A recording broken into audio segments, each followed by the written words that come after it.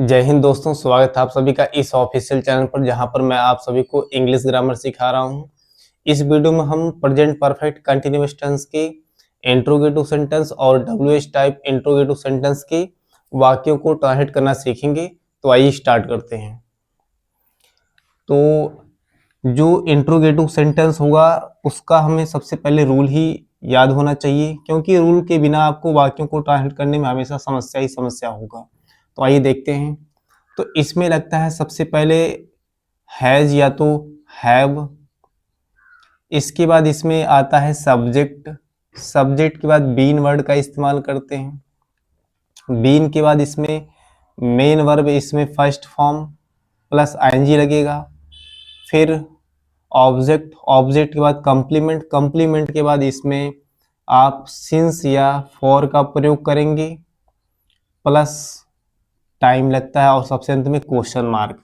तो interrogative sentence के लिए जो रूल बनेगा, इसमें सबसे पहले आप हैज या तो हैव का इस्तेमाल करेंगे सब्जेक्ट के अनुसार, इसके बाद बीन वर्ड का इस्तेमाल करेंगे, फिर आईएनजी फॉर्म, फिर ऑब्जेक्ट, फिर कंप्लीमेंट। यदि निश्चित समय रहेगा तो उसके लिए आपको सिंस का प्रयोग करना है, और यदि अनिश्चित समय सेंटेंस में आपको दिखाई पड़ता है तो आपको किसका प्रयोग करना है, फॉर का। फिर आपको उस टाइम को लिखना जो समय रहेगा, है ना। तो आइए देखते हैं जो पहला वाक्य इसमें लिखा गया। पहला वाक्य क्या है इसमें? पहला वाक्य है, क्या वे सुबह से व्याकरण पढ़ रहे हैं? तो हमें क्या ध्यान देना है कि आपको सब्जेक्ट के अनुसार ही आपको क्या की इंग्लिश बनाना है। क्या की इंग्लिश यहाँ पे हेल्पिंग वर्ब ही होता है, ठीक है। अगर शुरुआत में आ रहा है तो जैसा टेंस होगा उसके हिसाब से क्या शब्द की इंग्लिश आपको हेल्पिंग वर्ब लगाना होगा यहाँ पे, ठीक है। तो वे की इंग्लिश क्या होता है, दे, और दे के हिसाब से आपको क्या बनाना है इसमें, हैव। हैव के बाद आपको इसमें लिखना है दे, हैव दे। इसके बाद आपको देखना है सब्जेक्ट हो गया, सब्जेक्ट हो गया, सब्जेक्ट के बाद आपको बीन वर्ड का इस्तेमाल करना है। फिर बीन लिखने के बाद आपको क्या करना है, इसमें आईएनजी फॉर्म का प्रयोग करना है।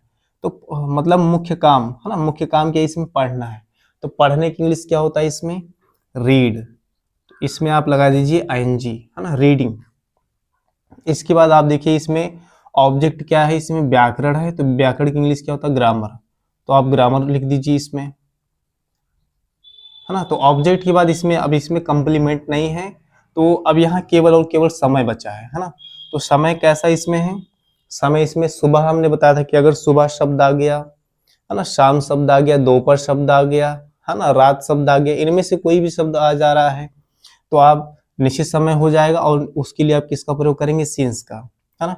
तो यहाँ पे लिखेंगे सिंस, इसके बाद मॉर्निंग, है ना। तो सेंटेंस हमारा इस तरह से बनता है इसमें, और सबसे अंत में लगाना है क्वेश्चन मार्क। तो हमारा जो सेंटेंस बनेगा, have they been reading grammar since morning, यानी कि क्या वे सुबह से व्याकरण पढ़ रहे हैं। अगला सेंटेंस हमारा है, क्या कुत्ता आधे घंटे से भौंक रहा है। इसको आपको बनाना है ना, डॉग क्या है, नेम है। तो नेम के अनुसार हमने बताया था कि जैसे प्रेजेंट परफेक्ट कंटिन्यूअस टेंस में यदि ही सी इट और नाम आ रहा है तो उसके हिसाब से आपको क्या हेल्पिंग वर्ब लगाना है, हैज। तो यहाँ पे हैज बनेगा, ठीक है। हैज के बाद क्या लिखना आपको, सब्जेक्ट ही लिखना, देखना हैज या तो हैव। तो इसमें हैज लग रहा है, हैज के बाद क्या लिखना आपको, सब्जेक्ट। तो सब्जेक्ट यहाँ पे लिखना है द डॉग, ठीक है, हैज द डॉग, है ना। इसके बाद आपको देखिए बीन वर्ड का इस्तेमाल करना है यहाँ पे, बीन। फिर देखना है कि मुख्य काम क्या है, भौंकना। तो भौंकने के लिए क्या होता है, बार्क। आप इसमें लगाएंगे आईएनजी तो बन जाएगा इसमें बार्किंग, ठीक है। Has the dog been barking, क्या कुत्ता भौंक रहा है। अब यहाँ पे देखना है कि इसमें कोई ऑब्जेक्ट नहीं है, ठीक है। इसमें अब क्या बचा है, सिर्फ आपका समय बचा है। तो समय कैसा दिख रहा है, आधे घंटे से। तो आधे घंटे से ये कैसा समय है, अनिश्चित समय है, और अनिश्चित समय के लिए आप किसका प्रयोग करेंगे, फॉर का, ठीक है। तो आप यहाँ लिखेंगे फॉर, और आधे घंटे की इंग्लिश क्या बनाएंगे, हाफ एन आवर, और सबसे अंत में क्या लगाएंगे आप, क्वेश्चन मार्क।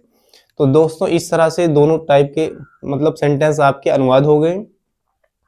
आप मतलब प्रश्नवाचक वाक्य के सेंटेंस आपके दोनों मतलब आपके अनुवाद हो गए। अब हम आगे बढ़ते हैं W H type interrogative sentence का।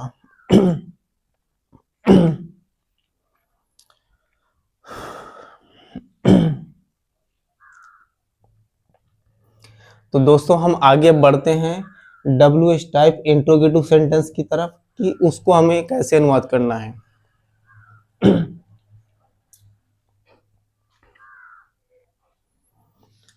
तो दोस्तों हम अब आगे बढ़ते हैं WH टाइप इंट्रोगेटिव सेंटेंस की ओर कि हमें सेंटेंस को कैसे अनुवाद करना है।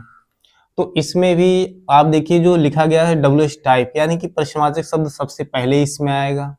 तो इसका जो रूल बनता है इसमें WH वर्ड, इसके बाद आप देखिए पूरा का पूरा रूल यही आप उठा के रख देंगे क्योंकि इंट्रोगेटिव सेंटेंस वहां भी लिखा गया है, सिर्फ और सिर्फ अंतर क्या है कि इसमें प्रश्नवाचक शब्द पहले आ जाता है, बाकी पूरा का पूरा रूल वही होता है। तो हम रूल को लिख दे रहे हैं।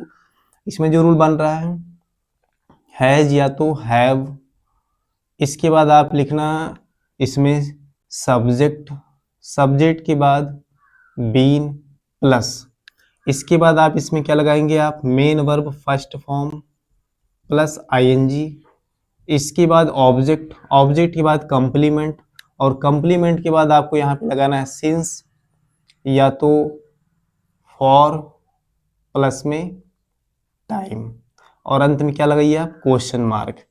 ठीक है, तो दोस्तों यदि आपको लग रहा है कि मैं आपके लिए मेहनत कर रहा हूं तो चैनल को सब्सक्राइब भी कर दीजिएगा और साथ ही साथ अपने दोस्तों में शेयर भी कर दीजिएगा ताकि वो भी अपना अच्छे से अच्छा पढ़ाई कर सके। अब हम सेंटेंस को बनाते हैं, कैसे करना है सेंटेंस को, है ना। जो पहला सेंटेंस इसमें लिखा है WH टाइप इंट्रोगेटिव सेंटेंस में, पहला सेंटेंस लिखा है वह 2018 से कहाँ रह रहा है ना। तो बीच में प्रश्नवाचक शब्द जब भी आएगा, है ना, किसी भी टेंस में, तो उसकी इंग्लिश सबसे पहले आपको बनानी होती है। तो कहाँ की इंग्लिश क्या बनाना आपको, वेयर। वेयर के बाद आप देखिए यहाँ पे देखिए WH वर्ड लग गया, इसके बाद हैज या तो हैव आएगा सब्जेक्ट के अनुसार। तो यहाँ वह है, वह के हिसाब से क्या लगेगा यहाँ पे हैज, फिर वह की इंग्लिश यहाँ पे लिखिए ही, फिर बीन वर्ड का इस्तेमाल करिए। देखिए सब्जेक्ट हो गया, सब्जेक्ट के बाद बीन, इसके बाद क्या आएगा एनजी फॉर्म, यानी कि मुख्य काम क्या है, रहना। तो रहने की इंग्लिश क्या होता है, लिव, और लिव की इंग्लिश लिव लिखिए आप, इसके बाद आप यहाँ पे एनजी लगा दीजिए, है ना, लिविंग। तो सेंटेंस यहाँ तक बना, where has he been living, वह कहाँ रह रहा है ना। अब देखिए इसमें ऑब्जेक्ट नहीं है और ना ही कंप्लीमेंट है, तो आप क्या करिए जो समय बचा है समय को आप लिख दीजिए यहाँ पे, है ना, 2018 से। तो 2018 कैसा समय है, निश्चित समय है ना, आपने इसको महसूस भी किया होगा। तो 2018 जो है निश्चित समय है, तो इसके लिए आप लगाएंगे सिंस, इसके बाद आप 2018 लिख दीजिए और अंत में क्या लगाना आपको, क्वेश्चन मार्क। ठीक है, अगला जो सेंटेंस हमारा बनता है इसमें, अगला सेंटेंस है लिखा गया कि उसे इतने दिनों से कैसा महसूस हो रहा है ना। तो कैसा प्रश्नवाचक शब्द है, सबसे पहले इसको आपको लिखना है इसमें हाउ, इसके बाद आप देखिए उसे, उसी के अनुसार आपको हेल्पिंग वर्ब हैज लगाना है या तो हैव लगाना है। तो उसे शब्द जब आ रहा है तो उसे मतलब क्या होता है, वह, और वह की इंग्लिश ही, है ना। तो ही होगा यहाँ पे, और ही के अनुसार आप क्या लगाइए, हैज, हाउ हैज, इसके बाद आप सब्जेक्ट ही लिख दीजिए, सब्जेक्ट आ जाएगा, हैज या तो हैव लिखने के बाद इसमें हैज लगा तो सब्जेक्ट आ जाएगा। सब्जेक्ट क्या है, उसे, यानी कि वह, और वह की इंग्लिश ही। तो हाउ हैज ही, इसके बाद बीन लिखिए, फिर आप देखिए इसमें काम क्या है, महसूस होना। तो महसूस होने के लिए क्या होता है, फीलिंग, फील, और इसमें लगा दीजिए एनजी, है ना, feeling. How has he been feeling, वह कैसा महसूस कर रहा है या उसे कैसा महसूस हो रहा है ना, बन गया इतना। अब देखिए इसमें भी ऑब्जेक्ट नहीं है, ना ही कंप्लीमेंट है ना, तो ऑब्जेक्ट भी सेंटेंस में नहीं दिख रहा है इसमें, ना ही कंप्लीमेंट। क्या बचा है, टाइम, समय बचा है।